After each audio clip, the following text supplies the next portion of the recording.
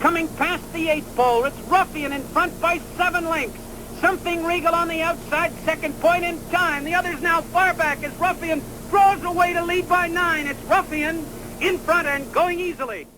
Hello, it's Bob Pandolfo, and it's Thursday, May 2nd, 2024. And I have my Kentucky Derby picks on my website today, handicapwinners.com. That'll be right here on this page. It's on the free page. And before I go over my picks, I just want to, go over a couple of the contenders that I didn't put in the money. I noticed that there's some buzz around Dornoch, the one horse, and this horse started his career in very nice style. He broke his maiden at Keeneland here by 6 lengths. This was a very nice race, and then he went into the Remsen. Now, the Remsen, if you look at it, just look at it here on paper, it looks great. I mean, he set a fast pace, and he beat Sierra Leone, and he beat a good field in the Remsen, and he held on after setting a fast pace. Here you can see the pace figures were big, 103 and 110. But December 2nd, here is the time form past performances, and you can see on December 2nd they have it in red. That means it was speed favoring. And here's my website on my track bias page. And on December 2nd, I wrote main track plus speed muddy sealed. So, and by the way, I put a horse named El Capi on my list of horses to watch that day, and he has not raced back, but he is in training again, so hopefully we'll get to see El Capi. But that was a very speed favoring track that day, and to me that was a reason to kind of knock Dornoch. And then he comes back in the Fountain of Youth, and all right, so the Fountain of Youth, this race got all screwed up. All week long, horses were scratching out of it. There were more scratches on race day. As you can see, there were only 5 horses in the field, and there wasn't anything in the field. I mean, basically, Dornoch had to win. He went off for 20 cents to a dollar. He had nothing to beat. And he set a very slow pace. Here you can see he went 48, 24 and 2, 48, 111 and 2. -8 here shows for the first call, meaning that it was, slower than par, significantly slower than par. So to me, he had 2 races in a row that he won where he kind of got, things going his way. He beat a really weak field in the Fountain of Youth, and in the Remsen, he had the bias in his favor. Then he comes back in the Bluegrass. Now, I didn't like him in the Bluegrass at all. I picked Just Touch to win. I put this on my website. I picked Just Touch to win, Sierra Leone second, and they came out the other way. But I had the exact. That was a pretty good exact, actually. But in the Bluegrass, he got a decent trip, and he just didn't have anything. I think that's pretty much the kind of horse he is at this point. I just don't think this is like a really legitimate Grade 1 horse. I do think he'll be leaving strongly here, though. He'll be part of the pace. I'm expecting a quick pace in this race, but that's why I didn't put Dornoch in the money. I think he'll be a factor from the inside, or probably to set the pace or force the pace. And then I want to go down to another horse that I didn't put in the money. I think he's the 10 horse here, right? Yeah. So one of the horses that's coming in from Japan, the 11 horse, Forever Young. So Forever Young comes in, and this horse is undefeated in 5 starts. Now, he won the UAE Derby, and he was wide. Looked pretty, I tell you the truth, he looked pretty good. I mean, he was wide throughout. And I think the record for the UAE Derby horses in the Kentucky Derby is 0 for 19 now. But, someday, some horse that wins, the UAE Derby is probably going to win the Kentucky Derby. The Japanese horses, haven't done well in the Kentucky Derby yet, but they've been doing very well on the global, stage the last several years. I mean, they have some good sires there now, so their breeding program is up to par now, and of course they have a very good racing program. I saw that Andy Beyer said that even though they didn't make an official Beyer speed figure for this race, he says that he's pretty sure it's in the high 90s, like maybe like a 98, which means that Forever Young fits well here. All right. The reason why I'm not putting them in there, first of all, I mean, you can't put. I can't list all the contenders. I mean, obviously in a race like this, there could be 6, 7 contenders. I'm going to give you the horses that I think are the main contenders. There are a couple of things knocks about this besides the fact that, he's coming out of UAE Derby. I'm not really sure, what he beat there. I don't think it was a bad field, but I don't think it was an outstanding field. But they say that he doesn't like kickback, but that's odd. And the reason why it's odd is because he's got 5 wins in 5 starts.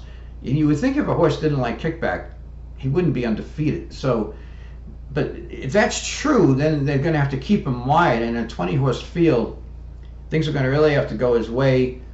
I can understand why people would like this horse. I just, to me, there's just enough question marks, for me not to put him in the money. So let's go to my picks. I really like Catching Freedom. Now, let's take a look at his development. So, he won 2 of his first 3 starts. Now, one of the reasons why I like this horse is because he's won at Churchill Downs. That's a good sign. But every one of his races was good, and he had little excuses in his losses. Like here, you can see it says he was in tight. Here he said here you can see the comment stymied at the 16th pole. So 2 of his losses, he had some traffic problems, and the development is there. I mean, he's improving steadily, and the Louisiana Derby is 1 mile and 3/16, so it's very similar to the Kentucky Derby. And in his 5th lifetime start, going 1 mile and 3/16, he raced really well. If you look at the replay of this race, he was sitting last. It was 11-horse field. The pace was honest, but it wasn't, blazing. The track wasn't that fast, so as far as his time was fine. It wasn't a really fast track that day. But when Pratt decided to make his move on a turn, he just swung the horse out like really quickly to the far outside, and Catching Freedom, started rapidly passing horses on the turn.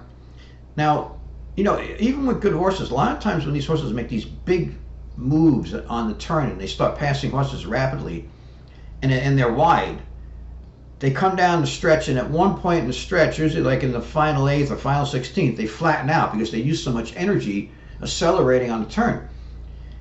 But this horse didn't, and Fairgrounds has a long stretch, and this horse sustained his rally all the way down. You can see he ran a 101 late pace figure. So he's not a real big horse, but he's athletic, and this was a very athletic move. He's bred to win at this distance, and he pretty much won at this distance in the Louisiana Derby. I mean, a 16th of a mile shorter. Now Cox says he's not a really good workhorse, but I watched his workouts, his last 2 workouts, and I thought they were pretty good.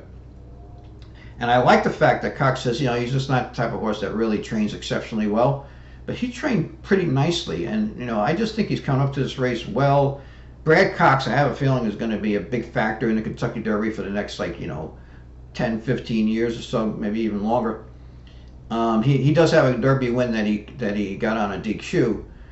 But anyway, that's my top choice. Now, the other horse that I put second, and this is a really nice big horse, Sierra Leone. This is the horse I put second. When he won his debut in November 4th, you go back to my track bias page, I have here, main track, no bias, horses to watch, Sierra Leone. High-priced 2-year-old son of gun runner in the Chad Brown barn, made his debut at a mile. Looked big and green throughout, rallied wide on the final turn, lugged in somewhat in mid-stretch, but straightened out and drew clear with big, strong strides, a nice-looking prospect. So, he caught my eye right away. Even though it wasn't a blazing fast race or anything, just the fact that he was so green and he just won, so easily. Then he, in the Remsen, and we've talked about the Remsen before, how Dornoch took advantage of the speed bias. Well, this horse was 12 lengths back. So he was racing against the bias, and he still lost by a nose.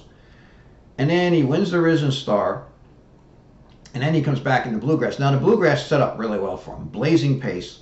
Here you can see plus 12, plus 13. I mean, they were really flying.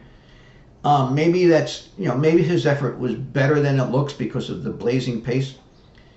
The reason why, now I was trying to, decide, do I want to pick Sierra Leone on top, or do I want to pitch Catching Freedom on top, the 4 horse? The reason why I decided to go with the 4 is because I'm still a little concerned about, this horse's greenness and the fact that he's so gawky.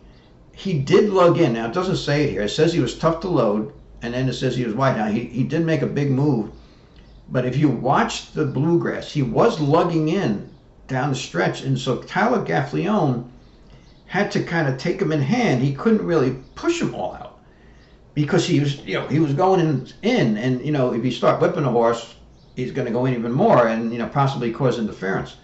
So he had to kind of like baby him a little bit. That could be a problem in a race like this. I mean, this is a race where you usually got to go all out to win. You're not going to, he's not going to win as easily if he wins this race like he did the Bluegrass. So that could be a factor, but they spent $2.3 million on this horse. He does, have a lot of promise, and he's a big, long striding horse, which suits a race like this, like the Derby. So I put him second. Just a Touch is the horse that ran with the pace in that same fast-paced race. He's a horse I picked in that race. He finished second. As you can see, Sierra Leone, outkicked him. As you can see, a blazing pace here. 103 first quarter pace call and brisk, and then the second call 112. This horse ran with the pace. He held well. He only raced 3 times, and this is a really well-bred horse who's bred to run all day long, by Justify out of a Tappet mare. So Just a Touch, he's going to leave the gate. I think he'll probably, try to tuck in behind the main speed horses. But, geez, all 3 of his starts really good. So, I mean, nothing to knock there. Then we come down to Fierceness. Now, Fierceness, of course, is going to be the favorite. Hey, look, this is a really fast horse. I mean, there's no question about it. I put him on my list of horses to watch when he won his debut. The track was speed favoring that day. That helped him. And then he goes into Champagne, and he lays a dud. I mean, he was a total flop. Then he comes back, and this was a really nice race in the Juvenile because this time he didn't have the lead. He pressed. So he showed a little more maturity. But then his first start this year in the Holy Bull, I mean, this was terrible. Look at this pace. I mean, 25, 50, and 2. And he's sitting perfect. And then he takes the lead, and he just lays an egg again. Then he comes back in the Florida Derby, and he just, toys with the field. Now, the Florida Derby came up weak, I thought. There wasn't, I don't think there were any really good horses there. And, a horse like this, he looks like he likes being on the lead. He's bred for speed. I mean, this is a speed pedigree. Stay Thirsty on the dam side, especially. It's City of Light is a speed influence. And this is the type of horse. If you let him stretch his legs and let him relax like that, he can just be gone. Hey, look, he's a talented horse, but I just can't see betting him as the favorite. I think Johnny's definitely going to send him. I think Johnny would like to have the lead, but with Dornoch inside and a few other speeds, and the thing is too, there's a horse here. Track Phantom is the 12 horses adding blinkers. This is another horse that could, probably should be, sprinting, bred for speed. I think this horse could be like a grade 2 sprinter, winning sprinter, maybe even a grade 1 winning sprinter. They're putting blinkers on. This horse is a very quick horse early. So I think it's probably likely that Track Phantom will be setting the pace here. If Dornoch, if he can get by Dornoch. But with Track Phantom and Dornoch in the race, I just don't see how Johnny is going to be able to get the lead unless he uses Fierceness really hard. And I don't think he's going to want to do that. So, I think he'd like to get the lead, and I think he'll leave alertly, but most likely it's going to be more of a trip like he had here in these 2 races, the Holy Bull and the Champagne, where he's going to be sitting like, second, third, fourth. He's going to be right there on top of the pace, though. That's just the way, Johnny's not going to want to be far back with this horse because he likes to be close up. I just don't think he's good value in this race because he's so inconsistent. and there's good speed in front of him, it's not like he can clear that easily. The other horse I put in here is Anna Marie. Now, this horse was a real bargain. Let's see, the 7 horse, right? So they paid $40,000 for this horse. Not a bad pedigree at all. Won 2 of his first 3 starts. The reason why I threw this one in, I was looking, I knew my 5th pick was going to be a Longshot in this race. And I thought this was a one of the better long shots to get in there, to get in the superfecta or maybe the trifecta, because this horse has 2 wins in 3 starts over the Churchill track. I like that. This horse likes the track. And the horse has developed nicely. I mean, he won a grade 2 here at Churchill as a 2-year-old.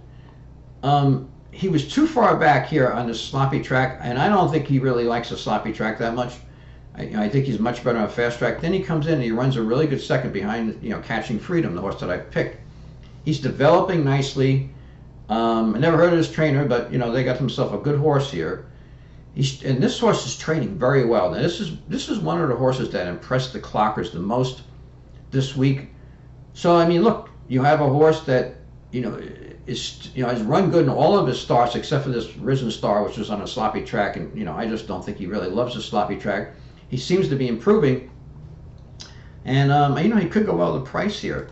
So I put him in as my 5th choice. But Catching Freedom, I think, is the best overall value in the race. And Sierra Leone, big, strong horse, just a touch, hard to knock, raced 3 times, has speed, always races well. Fierceness, very talented, but is he going to show up? And then here's your long shot, Anna Marie, who looks like a really dead fit horse that can handle the distance. So anyway, it looks like it's not. I don't know if it's a great field, but it's a good competitive race. And it's going to be a lot of it's going to be is Fierceness going to run a big race or not? We'll see. But these are my picks, and it's on my website right here. Lots of luck to everyone. Do me a favor and subscribe to my channel if you didn't. If you click the like button too, that means every time I come out with a video, it'll let you know. You'll get an email. So I'd really appreciate that, and enjoy the race, and thanks for tuning in.